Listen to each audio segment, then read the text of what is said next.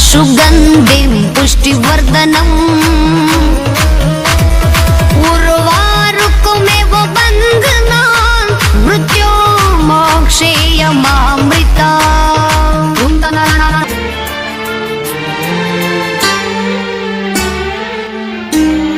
भगवान विष्णु अपने वाहन में बैठ के, गरुड़ में बैठ करके शिवलिंग के नीचे जाने लगे, अनंत अनंत अनंत। और ब्रह्मा जी के भाव आया तो हंस में बैठ करके ऊपर जाने लगे।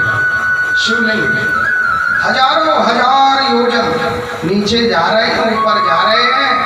सैकड़ों वर्ष बीत गए, लेकिन शिवलिंग का न आदि मिला न अंत मिला। ब्रह्मा जी जाते जाते उन्हें क्षोभ होने लगा, मैं तो ब्रह्मा हूं और लगता है पता नहीं लगा पाऊंगा, पता नहीं क्या होगा। उसी समय भगवान शंकर के जटाओं से एक पुष्प टूटा और नीचे गिर रहा है। इसका पुष्प है, आधुनिक भाषा में केवड़े का पुष्प भी कहा जाता है। केवड़े का पुष्प, वो केवड़े का पुष्प जिसका नाम शिव पुराण में केतकी शब्द आया है, नीचे गिर रहा था बहुत तेजी से। और ब्रह्मा जी जा रहे थे।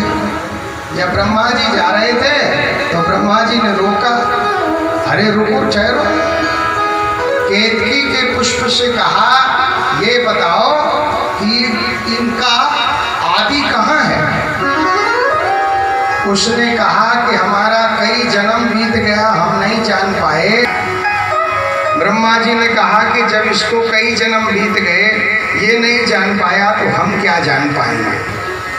लेकिन कि मैं श्रेष्ठ हो जाऊं, और ये व्यक्ति का, हर व्यक्ति का भाव होता है मैं श्रेष्ठ हो जाऊं।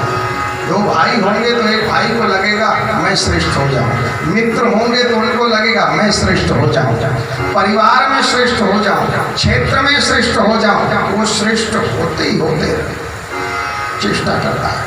ब्रह्मा जी को लगा मैं श्रेष्ठ हो जाऊं, तो उस केतकी के पुष्प से कहा कि देखो, मैं ऊपर जा रहा था पता लगाने के लिए, लेकिन अब जाऊंगा नहीं, तुम आ ही रहे हो। और विष्णु नीचे गए हैं और मुझे विश्वास है वो भी पता नहीं लगा पाएंगे, क्योंकि जब आदि का पता नहीं लगा तो अंत का पता क्या लगेगा। मैं जाऊंगा और कह दूंगा विष्णु से कि मुझे पता लग गया। देखिए, ये पहला झूठ है। और आजकल तो लोग बड़े चाव से झूठ बोलते हैं, बड़े आनंद से बोलते हैं। झूठ की स्थिति क्या होती है वर्णन सुनिए। है आदि का, और तुम गवाही दे देना मैं ब्रह्मा हूं, जो तुम चाहोगे तुम्हें मिलेगा, जो पद चाहोगे मिलेगा। कई बार हम लोग झूठी गवाही देते हैं। केतकी का पुष्प तैयार हो गया कि ठीक है ब्रह्मा जी, ब्रह्मा जी आ रहे हैं, तो वो भी चल दिए, उनको मिला नहीं। दोनों मिले तो ब्रह्मा जी ने कहा क्यों, आपको आदि मिल, अंत मिल गया। विष्णु जी ने कहा हमको तो नहीं मिला, आपको मिल गया। हाँ हाँ, हमको मिल गया। तो क्या सबूत है, क्या गवाही है? अरे ये केतकी का पुष्प गवाही है। क्यों? अब केतकी के पुष्प ने मुंडी मटका दी, हाँ स्वीकृति दे। ब्रह्मा जी ने ऐसा क्यों किया? मुझे मान मिले, मेरी पूजा हो, मैं बड़ा हो जाऊं, मेरा यशगान होवे, मुझे लोग माने। और ध्यान दीजिएगा, जब हम ये चेष्टा करते हैं कि लोग हमें माने, अपमान तभी होता है। एक बार एक संत के प्राण छूट रहे थे, उनके दो शिष्य खड़े हैं चरणों के पास। संत से उन्होंने कहा गुरुदेव कुछ बताइए। गुरु ने कहा कि मैं अब जा रहा हूँ, तुम्हें एक ऐसी बात बताऊंगा जिससे तुम्हारा कभी अपमान नहीं होगा, अपमान नहीं होगा। जैसे किसी सभा में आप जाइए और सबसे आगे जाके बैठ जाओ तो हो सकता है भगा दिए जाओ कि यहाँ VIP आने वाले पीछे बैठे। लेकिन अगर आप पीछे बैठे हैं, चलो चलो यहाँ बैठो, ये है तुम। लेकिन संत कहते मान चाहो। ब्रह्मा जी की दशा क्या हुई? तो माने तो ब्रह्मा जी ने झूठ बोल दिया। विष्णु जी ने कहा ठीक है, तो आपकी अभी पूजा होगी, थाली लाई जाए और पूजा की जाए। आज उसी शिवलिंग से देवाधिदेव महादेव का प्रागट्य हो गया। बोले शंकर भगवान की जय। मेरे सामने तुमने झूठ बोला। भगवान शंकर के सामने कोई एक बार नमः शिवाय जप कर ले तो 1000 गुना फल मिलता है, और झूठ बोल दे तो भी 1000 गुना। मेरे सामने झूठ बोला। तुम्हें पूजा कराने की शौक है, तुम चाहते हो कि तुम्हारा मान हो, सारा संसार तुम्हें पूजित करे। जाओ, तुम्हें श्राप मिलता है, आज से तुम्हारी पूजा नहीं होगी। और जो सृष्टि तुम बना रहे हो, ये संसार किसने बनाया? ब्रह्मा जी ने। जो सृष्टि तुम बना रहे हो उसका नाम आज से मृत्यु लोक होगा, यानी उस सृष्टि में कभी चीज टिकेगी नहीं, एक दिन उसको नष्ट हो जाना है। चाहे कितना भी अच्छा व्यक्ति हो, नष्ट हो जाएगा। महल बन जाए, नष्ट हो जाएगा, कुछ भी बने, क्योंकि तुमने झूठ बोला, इसलिए तुम्हारी सृष्टि भी झूठी होगी। ये श्राप दे। कभी कभी हमारे बड़े हमको डांटते हैं तो हम लोग डांट सुन तो लेते हैं, लेकिन धीरे धीरे मुंह से बुदबुदाते हैं। ये गलत, ये गलत। बताओ, हमको डांट दी, ऐसे धीरे धीरे बुदबुदाते। ब्रह्मा जी ने भी यही किया। ब्रह्मा जी के 5 मुंह हैं, पहले 5 मुंह थे, और ब्रह्मा जी का एक मुख बुदबुदाने लगा। ये गलत है, यानी निंदा करने लगा भगवान शंकर की, गुरु की, बड़ों की, वृद्धों की। क्या हुआ? जैसे ही 5वें मुख ने वैसे ही भगवान शंकर के आज भ्रुकुटी से इसकी उत्पत्ति हुई।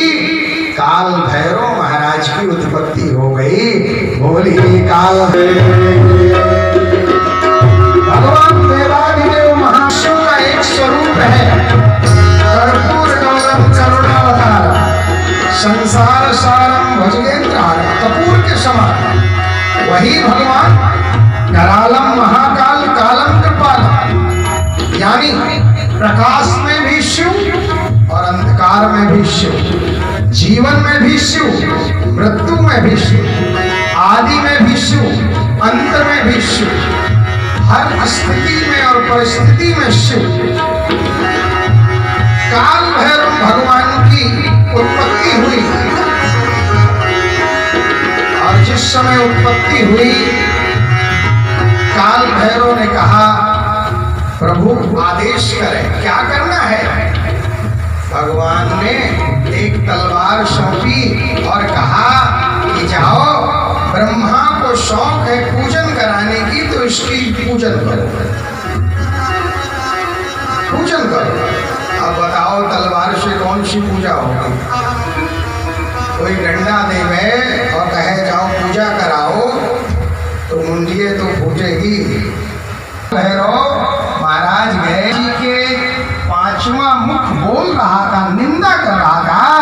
5वें मुख को सीधे जय श्री राम, राम नाम शब्द बचे।